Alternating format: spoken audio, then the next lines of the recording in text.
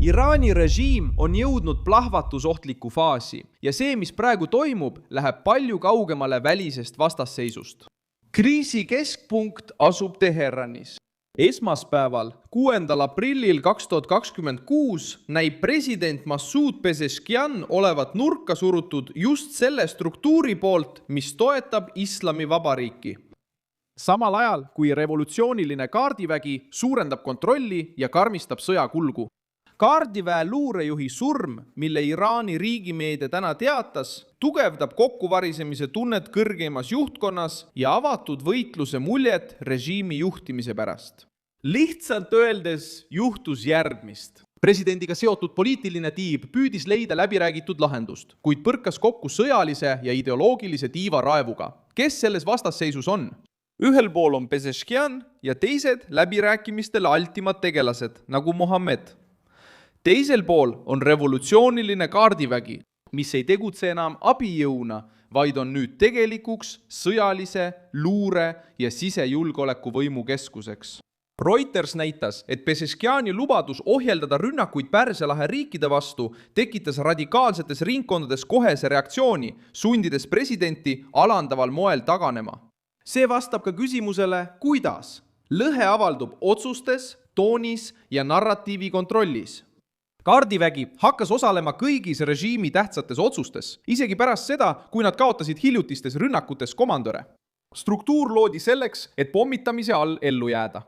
Igal komandööril on järjestikused asendajad ning üldised käsud võimaldavad järjepidevust isegi siis, kui tippu tabatakse. Teisisõnu, president jääb alles, kuid kõvem käsi on kusagil mujal. Seetõttu kasvab arusaam, et käimas on sisemine sõda režiimi suuna pärast, mitte ainult sõda väliste vaenlaste vastu. Millal see sisemine konflikt nähtavamaks muutus? Viimastel nädalatel. Aga see sai täna uue kaalu, kui Teheran lükkas tagasi ajutise relvarahu ettepaneku ja vastas, et aktsepteerib ainult sõja püsivat lõppu. Reutersi andmetel sisaldab Iraani ettepanek, mis saadeti Pakistani kaudu, nõudmisi nagu rünnakute lõpetamine, turvalise läbipääsu protokoll Hormuzi väinas, sanktsioonide leevendamine ja ülesehitustööd. Donald Trump lükkas plaani tagasi, ütles, et sellest ei piisa ja jättis jõusse tähtaja väina taasavamiseks. See näitab, et režiimi kõva liin ei taha anda presidendile võimalust müüa nõrka vaherahu kui võitu. Ja kus on kogu selle asja kõige ohtlikum punkt? Hormuzi väinas. See pole ainult geograafia küsimus. See puudutab energiat, ülemaailmset survet ja strateegilist väljapressimist. Reuters teatas täna, et Brenti naftabarreli hind tõusis taas ja jäi umbes $109 ja 60 sendi juurde.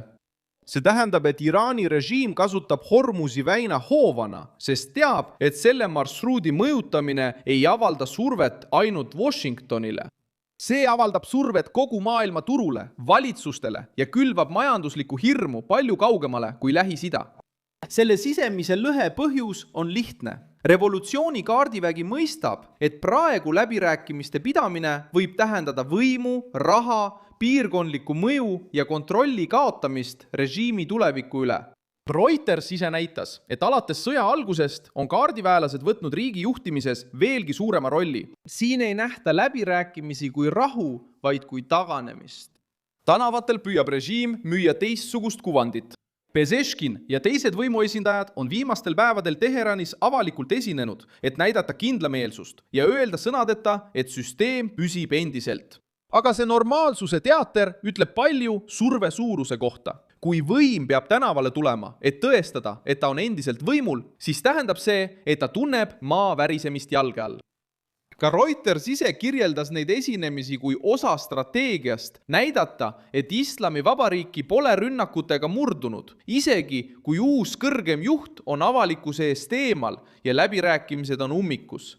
Lõppkokkuvõttes on uudis üks. Iraanis toimub jõhker kokkupõrge presidendi poliitilise ellujäämise ja revolutsiooni kaardiväe vastasseisu logiika vahel. Mängus pole ainult vaherahu, vaid see, kes tegelikult võimu omab, kes määrab järgmised rünnakud ja kes otsustab, kas režiim püüab hingetõmbeaega saada või viib piirkonna veelgi ohtlikumasse eskalatsiooni. See on kõige tõsisem lõhe Iraani võimu südames.